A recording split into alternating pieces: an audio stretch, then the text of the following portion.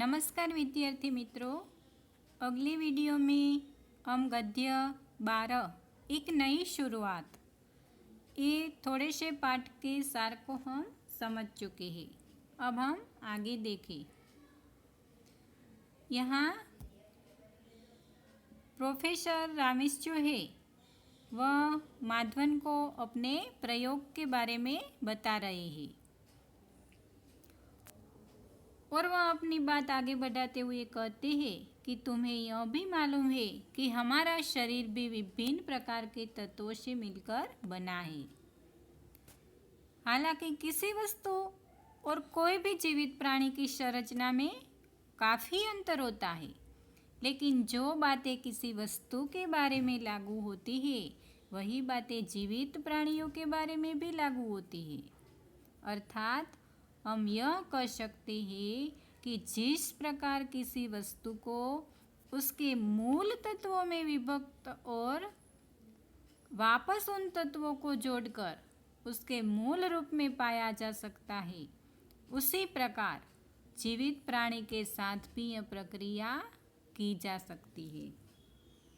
यहाँ प्रोफेसर रामेश जो है उसका कहना है कि विज्ञान के सिद्धांत के अनुसार जिस तरह किसी भी वस्तु को कोई वस्तु हो तो उसके मूल तत्वों में उसे तोड़ा जा सकता है और फिर उन मूल तत्वों को आपस में हम जोड़े तो वैसे ही वस्तु हमारे सामने आती है, यानी उनका मूल स्वरूप जो है वह हम प्राप्त कर लेते हैं।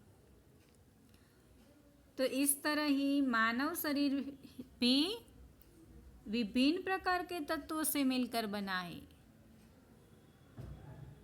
तो मानव शरीर को उसके मूल तत्वों में विभक्त कर उसे विशेष प्रकार की तरंगों में परिवर्तित करके एक स्थान से दूसरे स्थान पर भेजना और फिर उसे मूल स्वरूप में प्राप्त किया जाना, यही प्रोफेसर रामेश का प्रोजेक्ट था।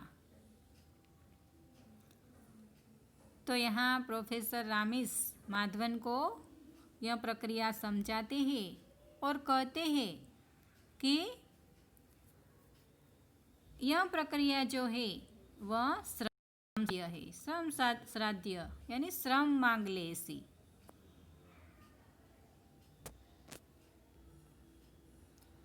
प्रोफेसर की बात सुनकर माधवन जैसे सम्मोहन की अवस्था में आ गया और एक क्षण के लिए तो वह कुछ सोच ही नहीं सकता। सम्मोहन यानी मोहित करने की या लुभाने की जो क्रिया होती है उसे सम्मोहन कहा जाता है। माधवन सोच न पाया कि प्रोफेसर के इस लेक्चर को सुनने के बाद वह अपनी खुशी व्यक्त करे, प्रसन्नता व्यक्त करे कि शंका करे, लेकिन उसके दिमाग में एक सवाल कौंधा और उसने पूछ लिया कि सर, माना कि यह सारी प्रक्रिया संभव है, पर इससे यह कैसे सिद्ध होता है कि हम किसी भी व्यक्ति को बिना किसी साधन के दूसरे जगह भेज सकते हैं। यहाँ माधवन के मन में प्रश्न होता है कि चलो एक क्षण के लिए तो हम मान लेते हैं कि यह सब कुछ संभव है, ऐसी प्रक्रिया संभव है कि मानव शरीर को एक स्थान से हम दूसरे स्थान पर भेजें, पर यह संभव है तो हम ऐसे सिद्ध कैसे होता है कि व्यक्ति को हम किसी साधन के बिना तो भेज नहीं सकते।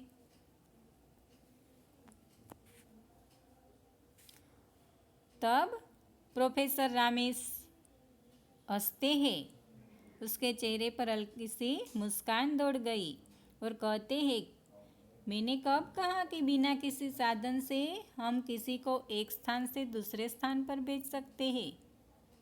मैं तो यह कह रहा हूँ कि जिस प्रकार किसी फिल्म को एक खास प्रकार की तरंगों में परिवर्तित करके उसे एक स्थान अर्थात टीवी स्टेशन से प्रक्षेपित कर दूसरे स्थान यानी हमारे घर पर टीवी सेट पर प्राप्त कर लेते हैं।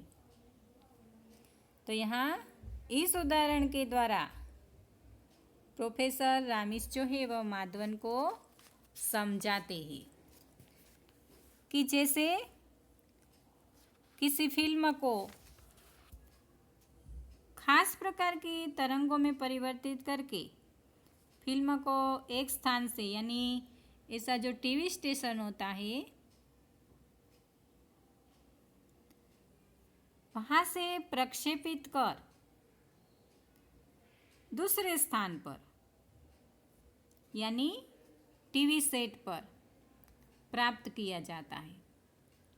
तो उसी प्रकार यहाँ रामिस समझाते हैं कि इस प्रकार ही हम पहले किसी वस्तु या व्यक्ति को उसके मूल तत्वों में विभक्त करेंगे, फिर उन तत्वों को एक विशेष प्रकार की तरंगों में परिवर्तित करके एक स्थान से दूसरे स्थान पर भेजेंगे, जहाँ पर इन तरंगों को ग्रहण किया जाएगा वहाँ तरंगों को वापस मूल तत्वों में परिवर्तित करके फिर मूल रूप में बदल दिया जाएगा।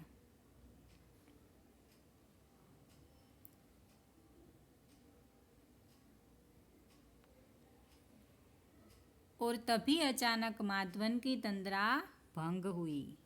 तंद्रा यानी ऊंघ। तो यहाँ हमें पता है कि जब प्रोफेसर रामिस का शरीर कंप्यूटर संचालित जो चेंबर थी उसमें प्रवेश हुआ और मानव प्रक्षेपण यंत्र ने जब अपना काम शुरू कर दिया, तब दूसरी ओर माधवन कंप्यूटर की स्क्रीन पर यह दृश्य देखता था और उसके अंतराल में उस समय वह तंद्रा में खो जाता है और यह सब कुछ उन्हें याद आता है। जब वह पहली बार प्रोफेसर रामिस को मिला, उसके साथ क्या क्या बातें हुई, अब उसकी तंद्रा भंग हो गई। तो इसका कारण क्या था कि मानव प्रक्षेपण यंत्र से जो पावर सप्लाई बॉक्स जुड़ा हुआ था उससे धुआं उठने लगा था और यह देखकर माधवन हक्का बक्का रह जाता है और उसने मॉनिटर पर एक उड़ती सी नज़र डाली और रामिस का शरीर तरंगों में परिवर्तित होकर प्रक्षेपण यंत्र के रिसीवर की ओर चल पड़ा था। लेकिन अचानक हुई एक यह दुर्घटना। अब पावर सप्लाई बॉक्स से जो धुआं उठता है उसे देखकर माधवन हक्का बक्का रह गया।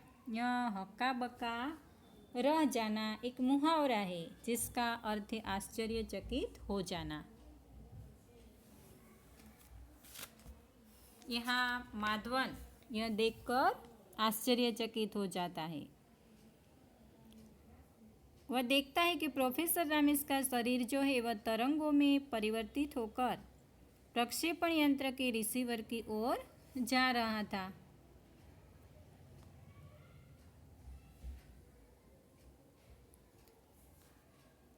और तभी कमरे की पावर सप्लाई ऑफ हो गई और प्रक्षेपण यंत्र का जो नियंत्रण कक्ष है उसमें वह फेल हो गया। तो माधवन का शरीर पसीने से नहा उठा। इससे पहले कि वह कुछ करता, कमरे की पावर सप्लाई ऑफ हो गई। माधवन के हाथ पैर फूल गए।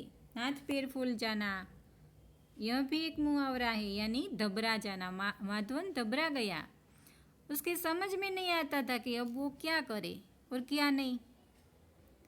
उस समय सिर्फ यंत्र की जो रडार प्रणाली और उससे जुड़ा कंप्यूटर था वही काम कर रहा था और यह प्रक्षेपण यंत्र का नियंत्रण कक्ष फेल हो गया।